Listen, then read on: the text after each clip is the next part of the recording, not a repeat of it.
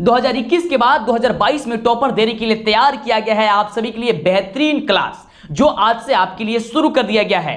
आज बिहार बोर्ड के matric board परीक्षा 2022 की तैयारी हमने आपके लिए शुरू कर दी है। जो आप लोग परेशान थे कि पता नहीं 2022 के बोर्ड परीक्षा में क्या कुछ होगा, तो कुछ नहीं होने वाला है और बड़ा ही मजा आएगा आपको पढ़ने में। हर एक क्वेश्चन को आप आसानी तरीके से बना सकेंगे और समझ सकेंगे।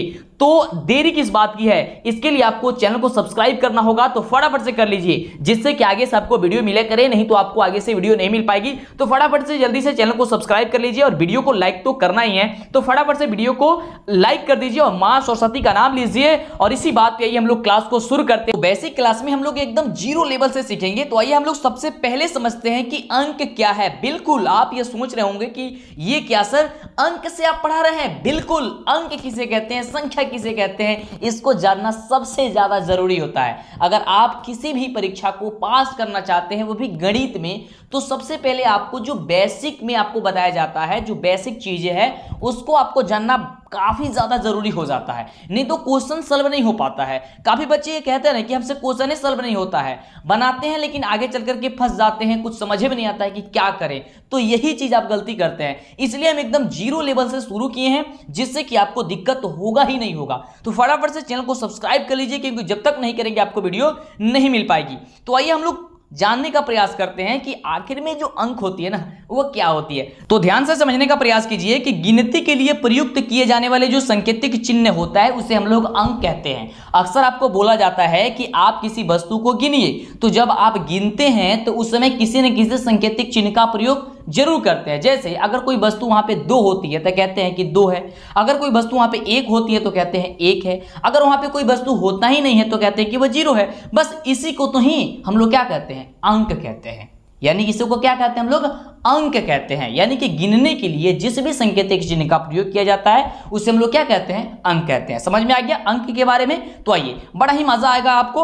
आगे हम लोग जानेंगे काफी जबरदस्त टॉपिक के बारे में, काफी मजा आने वाला इस टॉपिक में। और ये अक्सर हमेशा मतलब कि पूछ दिया जाता है, या कोई भी पूछ भी सकते हैं आपसे। तो देखिए क्या है, संख्या क्या है ना। अब देखिए ये क्यों इतना लाजवाब है, इसको आगे जब पढ़िएगा तो पता चल जाएगा। तो देखिए, अंकों के समूह को संख्या कहा जाता है। बिल्कुल, अंकों के समूह को। तो अंक आपको हमने बताया कि गिनने के लिए जिस भी सांकेतिक चिन्ह का प्रयोग किया जाता है उसे हम लोग क्या कहते हैं, अंक कहते हैं। ऑन एकेडमी लेकर के आ गया है all star best crash course for NEET 2021 के लिए। तो देरी नहीं कीजिए, नीचे डिस्क्रिप्शन में लिख दिया गया है, फटाफट से आप इसमें इनरोल होइए। साथ ही साथ यहाँ पे लिमिट टाइम ऑफर भी चल रहा है, अगर आप सब्सक्रिप्शन लेते हैं तो, और 10% का डिस्काउंट आपको मिल जाएगा सिर्फ और सिर्फ आप हमारा कोड यूज करेंगे तो DLS10। साथ ही साथ India biggest weekly scholarship test भी चलती है, जिसमें आप लगभग 4 करोड़ तक का स्कॉलरशिप जीत सकते हैं। तो देरी नहीं कीजिए, फटाफट से आप हमारा कोड यूज कीजिए और इसमें इनरोल होइए। और साथ ही साथ यहाँ पे crack on academy prodigy scholarship test भी चल रही है, तो देरी किस बात की है, फटाफट से कीजिए। और डेली प्रैक्टिस टेस्ट है, जिसमें डेली एक लकी विनर को एक आईपैड दिया जाता है, तो फटाफट कीजिए, लिंक डिस्क्रिप्शन में दिया गया है। और अंक का जो समूह बन जाता है उसे हम लोग संख्या कहते हैं। जैसे 111, 134, 129, 155 है ना, 135 है ना, तो ये हम लोग का क्या हो जाएगी, ये संख्या हो जाएगी। जब अंक का समूह बन जाता है तो उसे हम लोग क्या कहते हैं, संख्या कहते हैं। ये समझ में आ गया। अब यहां पे जानने वाली चीज ये है कि यहां पे जो है ना, ये जो संख्या हम लोग का होती है ना, वह कई प्रकार की होती है। यानी कि निम्न प्रकार की संख्या होती है। जैसे आपने सुना होगा सम संख्या, विषम संख्या, भाज्य संख्या, भाज्य संख्या है ना, जुड़वा भाज्य संख्या। ये क्या होती है एक एक करके हम लोग जानते हैं, है ना। परिमेय संख्या, परिमेय संख्या, और खास तौर पे आपकी जो बुक है ना, उसमें आपको सबसे ज्यादा, यानी कि जो पहला चैप्टर है वास्तविक संख्या, उसमें परिमेय, अपरिमेय और वास्तविक संख्या, इसके बारे में ज्यादा कुछ पढ़ना है ना। तो इसलिए पहले आपको ये जितने भी संख्या है इन सभी के बारे में बता देते हैं एक एक करके, जिससे कि दिक्कत ना हो। हाँ, हमको पता है कि आपको ये सारी चीजें आती है, लेकिन फिर भी आपको जानना जरूरी है एक बार रिवीजन के लिए। तो आइए हम लोग समझते हैं कि सम संख्या क्या होती है। तो ध्यान से समझिएगा कि वैसे संख्या जो 2 से पूर्णतः विभाजित हो जाए। विभाजित होने का मतलब क्या हो गया कि जब हम उसको भाग दे, कोई भी संख्या हो और वह कट जाए, है ना, आसानी से वह कट जाए, तो उसे हम लोग सम संख्या कहते हैं। अथवा इसका एक और परिभाषा होता है कि जिस संख्या के अंत में 0, 2, 4, 6, 8 हो, उसे हम लोग सम संख्या कहते हैं। यानी जैसे 102, 1020, 338 इत्यादि, यानी कि कोई भी संख्या हो जिसके अंत में 0, 2, 4, 6 और 8 हो, वो हम लोग का क्या कहलाती है? सम संख्या कहलाती है। जैसे कि यहाँ पे देख सकते हैं कि यहाँ पे क्या है, यहाँ पे 2 है, यहाँ पे 0 है, यहाँ पे 8 है। तो अगर ऐसा कोई भी संख्या होती है तो हम लोग को क्या कह देंगे कि वह सम संख्या है। अब इसी तरह आइए हम लोग समझते हैं कि विषम जो संख्या होती है वह क्या होती है। तो ध्यान से समझिएगा कि विषम संख्या क्या होती है। तो एकदम यह उसका उल्टा होता है कि वैसी संख्या जो 2 से विभाज्य ना हो उसे हम लोग विषम संख्या कहते हैं। सम संख्या में हमने देखा कि 2 से वो विभाज्य हो जा रहा था, लेकिन विषम संख्या में 2 से विभाज्य नहीं होगा। अथवा इसका एक और परिभाषा है कि किसी संख्या के अंत में 1, 3, 5, 7, 9 हो तो उसे हम लोग विषम संख्या कहते हैं। और इसे आपको बता दें कि ओ से सूचित किया जाता है, जैसे 153, 155, 519 इत्यादि कोई भी हो सकता है। यहाँ पे आप देख सकते हैं कि यहाँ पे जो है 3 अंतिम में है और इसमें अंतिम में 5 है और इसमें अंतिम में 9 है। यानी कि यहाँ पे जो हमने आपको बताया कि 1, 3, 5, 7 और 9 हो तो ऐसी संख्या का हम लोग विषम संख्या कहते हैं। ठीक है, यहां तक आपने समझा। अब आइए हम लोग बात करते हैं सबसे जबरदस्त टॉपिक की, तो ये है प्रकृत संख्या। ये जबरदस्त इसलिए है क्योंकि आप जब 10वीं क्लास में हैं तो यहां से आपको मतलब पढ़ना है, खास करके यहीं से पढ़ना है और हर जगह कोचिंग हो स्कूल में यहीं से पढ़ाया जाता है। और कई जगह ऐसा भी होता है कि सब कुछ पढ़ाया जाता है जो हमने आपको बताया, लेकिन अक्सर यही देखा जाता है कि प्रकृत संख्या से आपको पढ़ाया जाता है। तो हमने वो जो सारी चीजें आपको पहले बताया उसको आपको जानना काफी ज्यादा जरूरी है किसी भी चीज को समझने के लिए। अगर मान लीजिए बेसिक चीज आपको पता नहीं होगा तो फिर बड़ा ही दिक्कत हो जाएगा आपको। ठीक है, तो अब आइए हम लोग समझते हैं प्रकृत संख्या क्या होती है। तो ध्यान से समझिए कि जिन संख्या का प्रयोग हम लोग किसी वस्तु को गिनने में प्रयोग करते हैं उसे हम लोग प्रकृत संख्या कहते हैं। जिस संख्या का प्रयोग या जिन संख्या का प्रयोग हम लोग किसी वस्तु को क्या करते हैं, गिनने के लिए प्रयोग करते हैं, उसे प्रकृत संख्या कहते हैं। ठीक है, जैसे 1, 2, 3, 4, 5 हो गया ना, इसी प्रकार से। अथवा एक और परिभाषा आप इसका याद कर सकते हैं कि 1 से शुरू होने वाली संख्या पद्धति को हम लोग क्या कहते हैं, प्रकृत या प्राकृतिक संख्या कहते हैं। ये दो तरह से पूछा जा सकता है, कहीं पे प्रकृत कहता है, कहीं पे प्राकृतिक संख्या कहा जाता है। तो हमने ये दोनों लिख करके रख दिया है कि आपको आगे चल करके दिक्कत नहीं होगा। नहीं तो आपको केवल बता दे कि प्रकृत संख्या और बाद में पूछ देगी प्राकृतिक संख्या, तो आप सोच में पड़ जाए, तो ऐसा बात नहीं है, ये दोनों एक ही चीज होता है ना। अब इसे बात करते हैं हम लोग, तो इसे n से सूचित किया जाता है। किससे सूचित किया जाता है? n से सूचित किया जाता है। ये ध्यान में रखिएगा, आगे चल करके ये बड़ा ही काम करेगा आपके लिए। प्रकृत संख्या को किससे सूचित किया जाता है? n से, यानी कि नेचुरल नंबर। ठीक है, जैसे 1, 2, 3, 4 डॉट डॉट डॉट इत्यादि हो जाएगा। चलिए आगे बात करते हैं। आगे अब हम लोग समझेंगे कि पूर्ण संख्या क्या होती है, और ये बड़ा ही मजेदार है। अक्सर ये पूछ दिया जाता है ना, और जब आप क्वेश्चन बनाइएगा ना तो उसी के बीच में पूछ दिया जाएगा ये है ना। तो ये बड़ा ही मजेदार है, तो इसको आप समझ लीजिए कि पूर्ण संख्या क्या होती है। तो देखिए, जितना भी चीज हम बता रहे हैं कभी ना कभी आपके चैप्टर में क्वेश्चन के समय में ये काम करेगा, है ना। तो ऐसा ना हो कि आप छोड़ करके चले जाए ना, ये तो सारा चीज हमको आता ही है, पता चले कि कोई ऐसा चीज हम आपको बता दें जो आप जानते ही नहीं है और आगे चल करके दिक्कत हो। इसलिए पूरा कंप्लीट वीडियो देखिए, वीडियो को लाइक कर दीजिए, चैनल को सब्सक्राइब कर दीजिए, जिससे कि आगे से वीडियो आपको मिला करे। तो पूर्ण संख्या के बारे में आपको समझाने का हम प्रयास करें।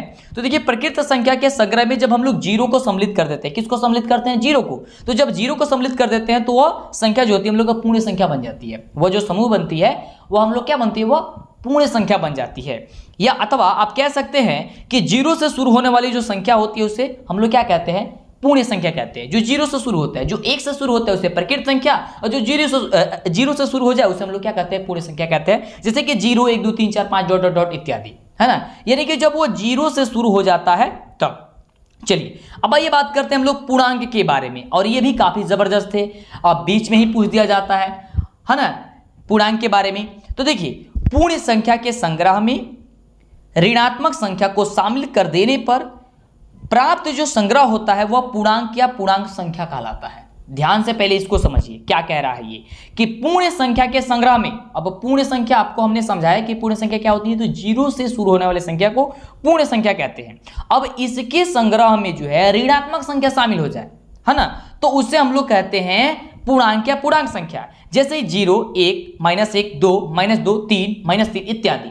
अक्सर आप कई जगह ये भी पढ़े होंगे कि धनात्मक और ऋणात्मक संख्या के संग्रह को पूर्णांक कहा जाता है, तो ये भी बिल्कुल सही है ना। इसमें भी किसी तरह की दिक्कत नहीं है कि धनात्मक ऋणात्मक, क्योंकि हमने भी वही बताया है लेकिन किसी दूसरे तरीके से बताया है। जैसे हमने बताया कि पूर्ण संख्या के संग्रह में ऋणात्मक शामिल कर दें, क्योंकि आसान तरीके से आपको समझ में आ जाएगा। पूर्ण संख्या जानते हैं, उसमें केवल ऋणात्मक शामिल कर दीजिए, बस पूर्णांक बन गया। और आप ये भी कह सकते हैं कि धनात्मक और ऋणात्मक संख्या को संग्रह को भी हम लोग कह देंगे कि वो पूर्णांक है। जैसे यहाँ पे एग्जाम्पल आपने देखा कि 0 1 -1 2 -2 3 -3 इत्यादि डॉट डॉट अनंत तक जा सकता है ये। चलिए आगे बात करते हैं। अब हम लोग जो है समझेंगे कि अभाज्य संख्या जो होती है वह क्या होती है। क्या समझेंगे हम लोग? अभाज्य संख्या के बारे में। और ये आपके एग्जाम में 1 नंबर पक्का, यानी कि अभाज्य संख्या अगर आप समझ लिए तो 1 नंबर पक्का। और जो आपको एग्जाम्पल दिए हैं इसी में से वो पूछेगा। क्या पूछेगा अभी आपको बताते हैं। बिल्कुल पूछेगा कि निम्नलिखित में से कौन अभाज्य संख्या है। 1 नंबर आपका पक्का हो गया एग्जाम में। बिल्कुल वैसे संख्या जिसका केवल 2 गुणनखंड हो उसे हम लोग अभाज्य संख्या कहते हैं। ध्यान से समझिएगा, वैसे संख्या जिसका केवल 2 गुणनखंड हो, जब उसका हम लोग गुणनखंड करते हैं, जब उससे हम लोग मतलब कि अलग अलग करते हैं तो केवल उसका 2 गुणनखंड निकलता है। जैसे यहां पे दिया है 2 3 5 7 और 11। जैसे कि जब हम आपको बोलें कि आप 2 का गुणनखंड कीजिए तो आप कहिएगा कि सर 1 और 2 होगा। जब बोलेंगे हम कि आप 5 का कीजिए तब भी आप कहिएगा कि सर 1 और 5 ही होगा। कहेंगे कि आप 11 का कर दीजिए तो कहिएगा कि सर 1 और 11 ही होगा। यानी कि 2 से ज्यादा इसका निकल ही नहीं रहा है, कितना भी प्रयास करने के बाद भी। तो यही जो होगी आपकी अभाज्य संख्या होगी जिसका गुणनखंड करें तो 2 से ज्यादा गुणनखंड उसका ना निकले, यानी कि 2 संख्या से ज्यादा वो किसी और संख्या से विभाजित ना हो। बस इतना समझिए, है ना। तो हम लोग क्या हो जाएगी? अभाज्य संख्या हो जाएगी। ठीक है, तो जब भी आपके परीक्षा में आएगा तो कुछ तो बना दीजिएगा ना। तो क्वेश्चन कैसे आएगा आपके परीक्षा में कि निम्नलिखित में से कौन एक अभाज्य संख्या है। तो अभाज्य संख्या है, यानी कि जब आपको अभाज्य संख्या के बारे में पता होगा तब तो आप टिक कर पाइएगा, यानी कि गोला लगा पाइएगा।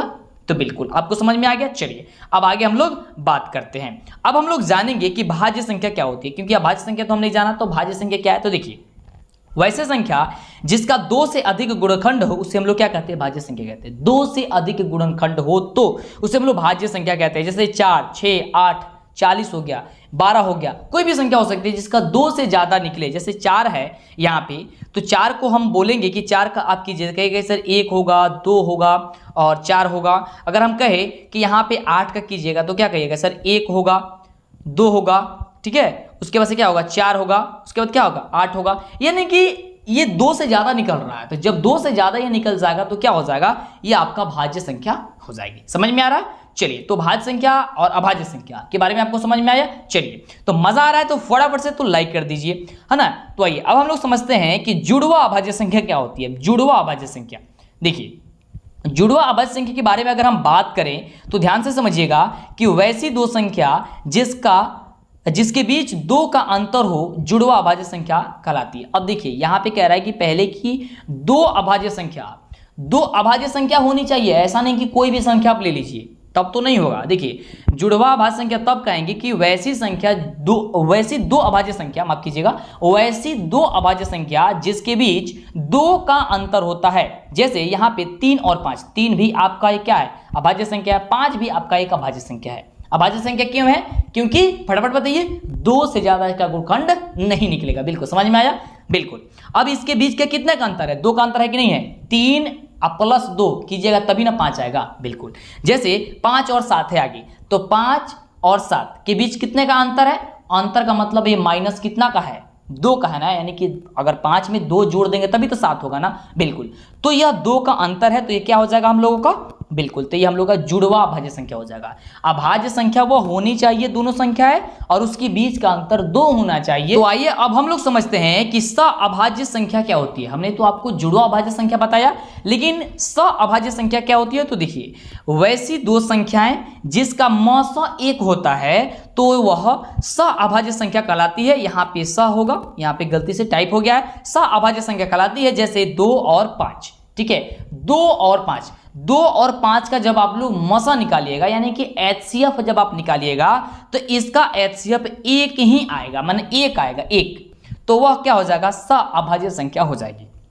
ठीक है, इसी प्रकार से 5 और 7 का जब आप मसा निकालिएगा, यानी कि 5 और यहाँ पे 7 होगा, ठीक है, 7 का जब आप मसा निकालिएगा तो आपका यहाँ पे 1 ही आएगा, इसलिए यह क्या हो जाएगी? आपकी सअभाज्य संख्या हो जाएगी। समझ में आ रहा है? चलिए तो आइए अब हम लोग समझते हैं कि संपूर्ण संख्या क्या होती है। बहुत ही जबरदस्त ये टॉपिक है, ध्यान से समझिएगा, नहीं तो आगे चलकर बड़ा दिक्कत हो जाएगा।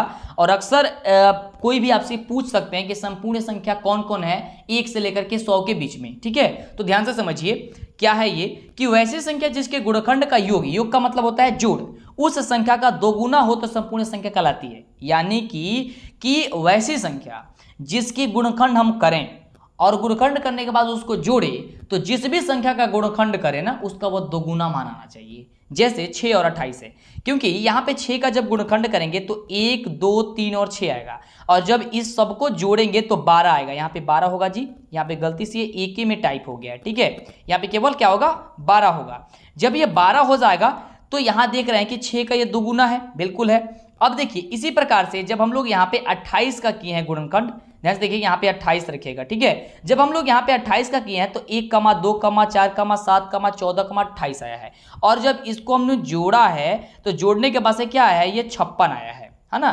इसको जो गुणनखंड निकला है उसको जोड़ना है, और जोड़ने के बाद से जब इसको हम जोड़ते हैं तो क्या आ रहा है, 56 आ रहा है। तो ये 28 का दुगुना है कि नहीं है, बिल्कुल है। 28 दूनी 56, ठीक है। तो ये क्या हो जा रहा है, दुगुना आ जा रहा है। और एक चीज आपको हम बता दें कि जो आपको अक्सर ये पूछा जाता है कि 1 से लेकर के 100 तक के संख्याएं में केवल 2 संपूर्ण संख्या होती है, 6 और 28 ही होती है, ठीक है।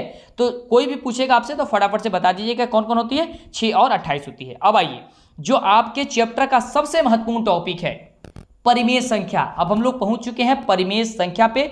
तो आपके चैप्टर का सबसे महत्वपूर्ण टॉपिक, और इसको बेहतर तरीके से समझिएगा।